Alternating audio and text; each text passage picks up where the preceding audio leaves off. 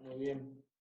Primera de Corintios 11, del versículo 23 al versículo 34. Esto es un pasaje que muchas veces lo hemos leído, pero en esta mañana me gustaría compartir 4 cosas de sumo interés que necesitamos dejar nosotros los creyentes para venir y participar de la cena del Señor. Como ustedes podrán ver, en muchas de nuestras mesas, de nuestras familias, cuando nos sentamos a comer, hay algunas cosas que ya son parte de una costumbre, como por ejemplo, algunos padres no quieren que sus hijos se estén peleando en la mesa. Eso está muy arraigado en nuestra familia y en las familias. Por ejemplo, en algunos lugares, los que se sientan a comer, a degustar el almuerzo o la cena, por ejemplo, no se sientan a veces con el medio torso desnudo. Para algunos padres, esto es una ofensa. Ok, repito la cita bíblica, Primera de Corintios 11, del versículo 23 al 34. Por ejemplo, algunas personas hacen provechito en la mesa y también a algunos padres le ofende ese provechito. Y así también como un símbolo, un montón de cosas que a veces tenemos que tener cuidado cuando nos sentamos a la mesa para almorzar o para cenar. Así que en esta mañana yo quiero hablarle acerca de lo significativo que es la cena del Señor y cómo nos tenemos que acercar a la cena del Señor y que esa significativa o eso significativo depende de nosotros. O sea, depende de que la cena del Señor sea significativa para mí, eso depende de mí. No depende solamente de los demás, sino depende de mí. Así que vamos a leer 1 Corintios 11, del 23 al 34, y Pablo dice así a los corintios: porque yo recibí del Señor lo que también os he enseñado, que el Señor Jesús, la noche que fue entregado, tomó pan, y habiendo dado gracias, lo partió y dijo: tomad, comed, esto es mi cuerpo que por vosotros he partido, haced esto en memoria de mí. Asimismo tomó también la copa, después de haber cenado, diciendo: esta copa es el nuevo pacto en mi sangre, haced esto todas las veces que la bebiereis en memoria de mí. Así pues, todas las veces que comiereis este pan y bebiereis esta copa, la muerte del Señor anunciáis hasta que Él venga. De manera que cualquiera que comiera este pan o bebiera esta copa del Señor indignamente, será culpado del cuerpo y de la sangre del Señor. Por tanto, pruébese cada uno a sí mismo y coma así del pan y beba de la copa. Porque el que come y bebe indignamente sin discernir el cuerpo del Señor, juicio come y bebe para sí. Por lo cual hay muchos enfermos y debilitados entre vosotros, y muchos duermen. Si pues nos examinásemos a nosotros mismos, no seríamos juzgados, mas siendo juzgados, somos castigados por el Señor, para que no seamos condenados con el mundo. Así que, hermanos míos, cuando os reunís a comer, esperaos los unos a los otros. Y si alguno tuviera hambre, coma en su casa, para que no os reunáis para juicio. Las demás cosas las pondré en orden cuando yo fuere, dice Pablo. ¿De qué trata la cena del Señor? Es una pregunta que muchas veces nos hemos hecho cada vez que participamos del pan y del vino. Bueno, sencillamente la cena del Señor es participar del pan y del fruto de la vid. El pan es símbolo de su cuerpo y el fruto de la vid es símbolo de su sangre. Ahora, es muy importante saber algunas cosas. Lo que no es la cena del Señor. No es un medio de salvación. En primer lugar, no es un medio de salvación. No es una ceremonia formal insignificante. La cena del Señor es un lugar donde debo dejar algunas cosas. ¿Qué cosas tengo que dejar yo como creyente o como persona? Bueno, una de las cosas que debo dejar es la culpa. Como dije recién, la cena del Señor no salva, pero estos símbolos, el pan y el vino, hablan de la salvación. Es un tiempo para que creamos en Cristo y una oportunidad para que los creyentes examinen sus corazones. Y esto es muy serio, examinar sus corazones. Cada uno de nosotros necesitamos examinar nuestros corazones. Lamentaciones 3:40 dice, escudriñemos nuestros caminos y busquemos y volvamos a Jehová. Siempre bueno es escudriñar nuestros caminos. Mateo 7, versículo 15, dice así, hipócrita, saca primero la viga de tu propio ojo, entonces verás bien para sacar la paja del ojo de tu hermano. Pablo también escribiendo a los Corintios en su segunda carta, capítulo 13, versículo 5, dice, examinaos a vosotros mismos si estáis en la fe, probaos a vosotros mismos, o no os conocéis a vosotros mismos, que Jesucristo está en vosotros, a menos que estéis reprobados. Esto es lo que Pablo también le escribe a los Gálatas, por allá por el capítulo 6 creo que es. Entonces, como ustedes podrán ver, examinar nuestra propia vida delante del Señor es muy importante.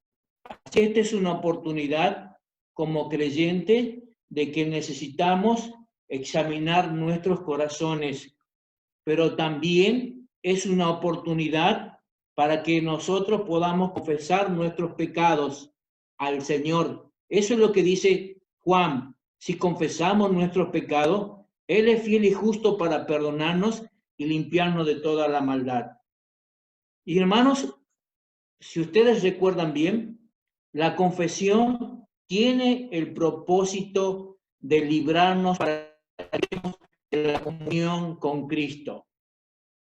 Y esto debería darnos tranquilidad, especialmente a nuestra conciencia, y calmar nuestras inquietudes.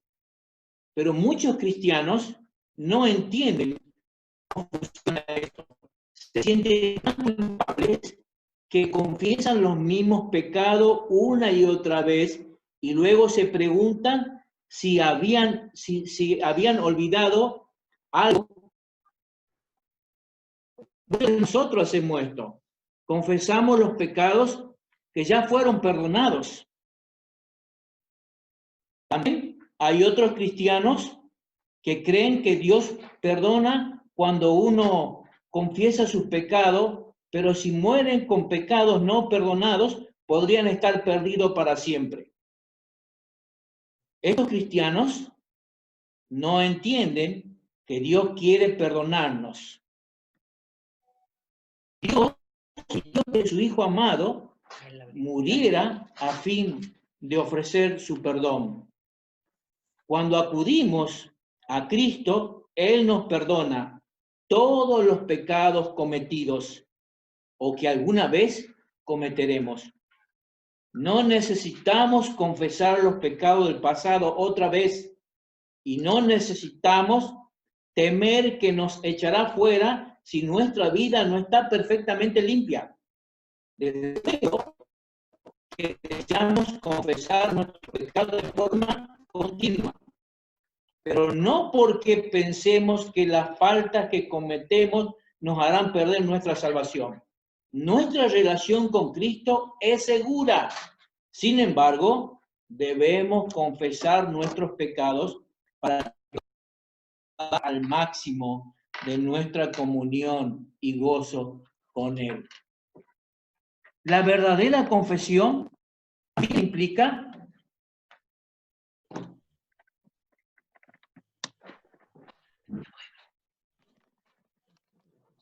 la verdadera confesión también implica la decisión de no seguir pecando.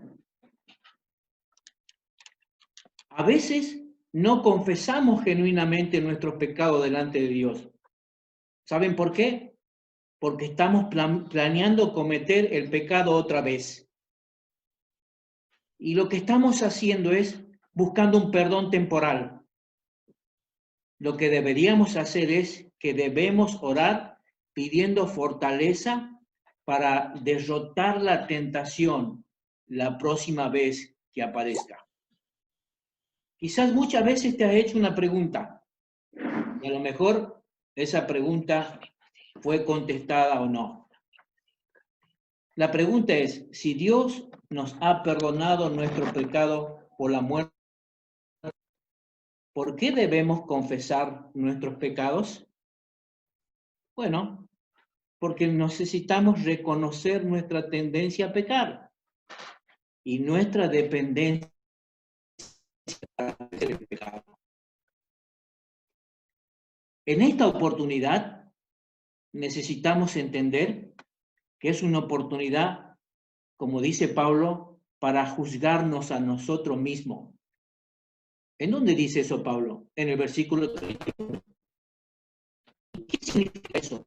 Pablo dice que deberíamos examinarnos a nosotros mismos para ver si tenemos algún pecado sin confesar o quizás alguna actitud de resentimiento.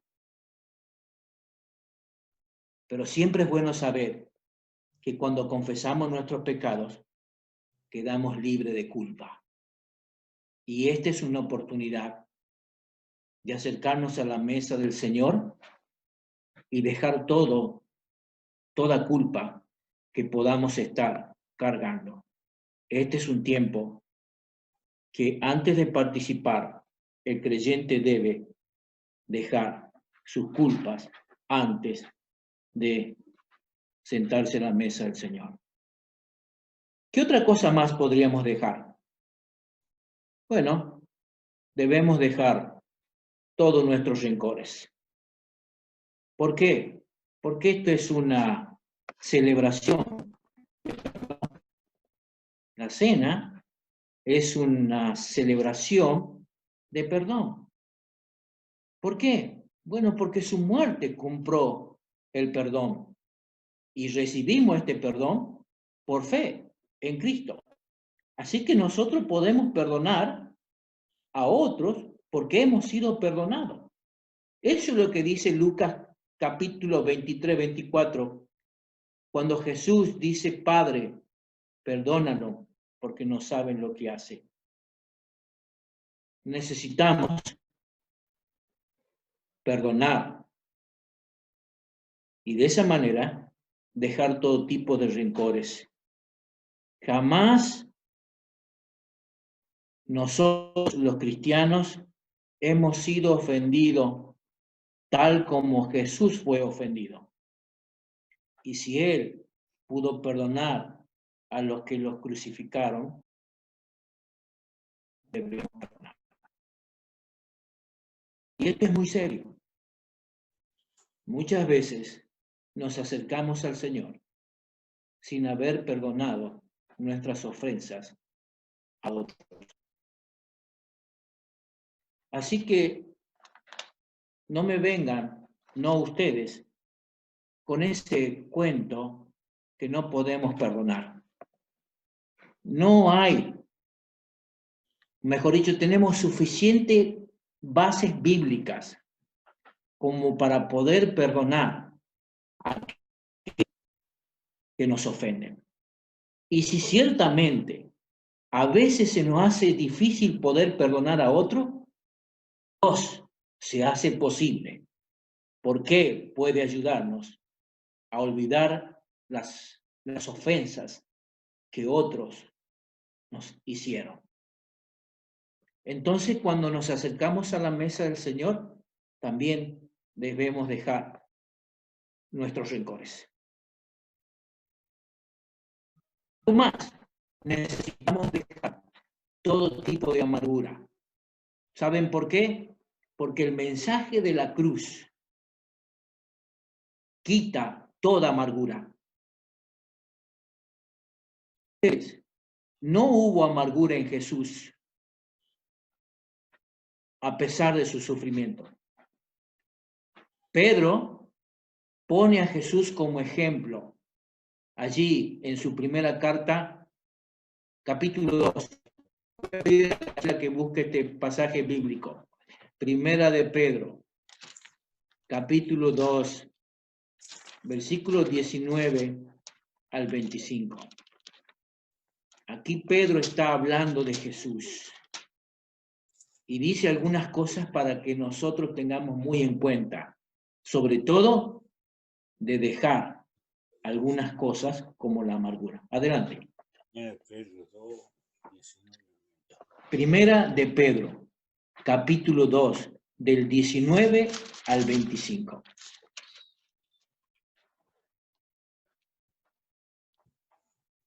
Bueno, póngale ahí nomás. El otro micrófono. El otro tiene el micrófono.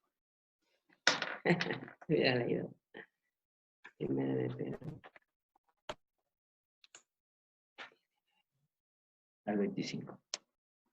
Porque esto merece aprobación. Si alguno, a causa de la conciencia delante de Dios, sufre molestias padeciendo injustamente, pues, ¿qué gloria es si pecando sois abofeteados y lo soportáis? Mas si haciendo lo bueno sufrís y lo soportáis, esto ciertamente es aprobado delante de Dios.